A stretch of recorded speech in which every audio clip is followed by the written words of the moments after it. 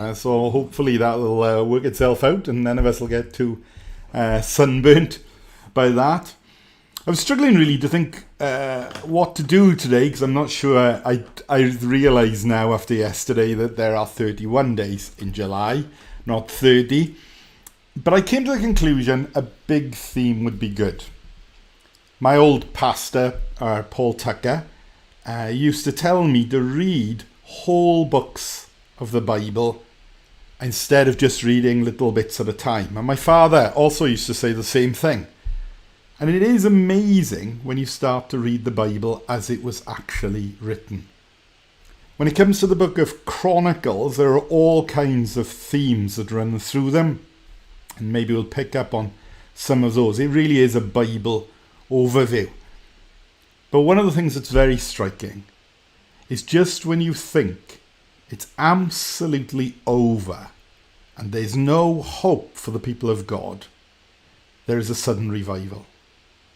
So often I hear people saying that the Christian life is just a trudge or it's just slow and steady.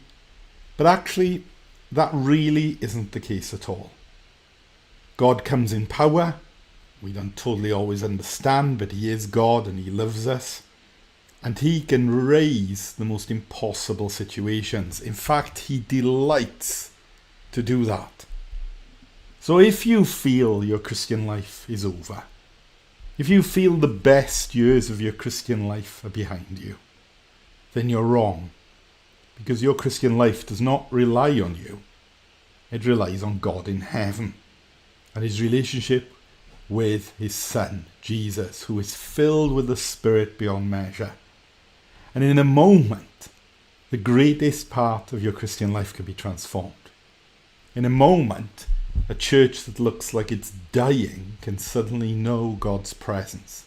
In a moment, a whole nation, which seems so far from ever knowing the gospel, can be transformed. We can often look at the signs of the times, and that's not always wrong.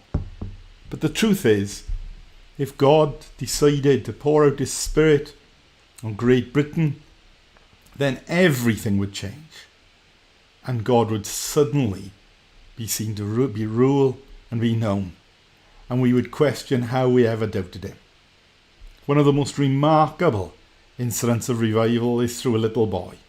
You think life couldn't be worse. They had seen the most dreadful child sacrificing and wickedness occurring, and the people of God in rebellion. And then suddenly God moves. And Josiah discovers the law. But he doesn't just discover it and read it and get everyone to hear it. He puts it into practice. And they celebrate the Passover, the forerunner of the Lord's Supper, which is a place where suddenly they haven't met for years, it would seem. And now, after listening to God's word, they all gather, each family in their own tent, which is an interesting thing for maybe we should be looking at doing the Lord's Supper ourselves. Each family in their own household, and yet they are together as one, going through the same passage of the Bible. How great was that experience? Surely it wouldn't be as great as the experience Solomon had. Surely they had greater times under King David.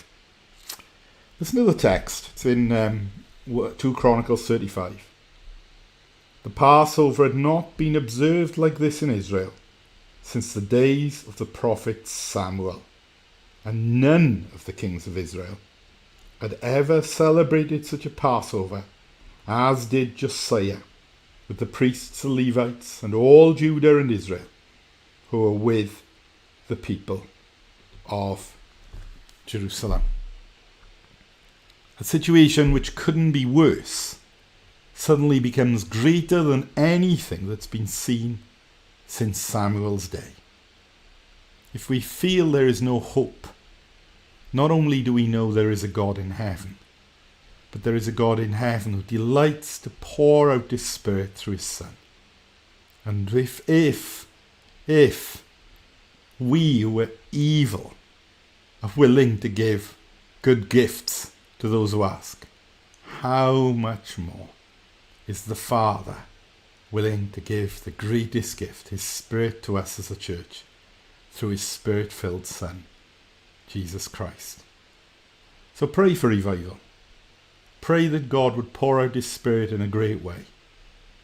Wales, after all, is a country which has seen hundreds of revivals, incredible movements. In fact, my great-grandfather, I've been told, was converted in one. So let's cry out to God that he would suddenly come and move in power and take the things of Jesus, give them to us, revive us first, and then gather people to us. Read Chronicles as a whole book, and you will see, just when you think it's over, God is about to do something spectacular, showing off his Son Jesus Christ once again through the Passover. Pray for revival. Well, it's been good to speak to you today, last day. This really is the last day of July, and maybe we'll go to Mark and have a break, who knows, on Monday. It seems everybody's all over the place, or I especially am, in this lockdown. God bless you. Looking forward to Sunday. It was such a great Sunday we had last week. Looking forward to seeing people and looking forward to joining those who can't be there or online. God bless you. Bye.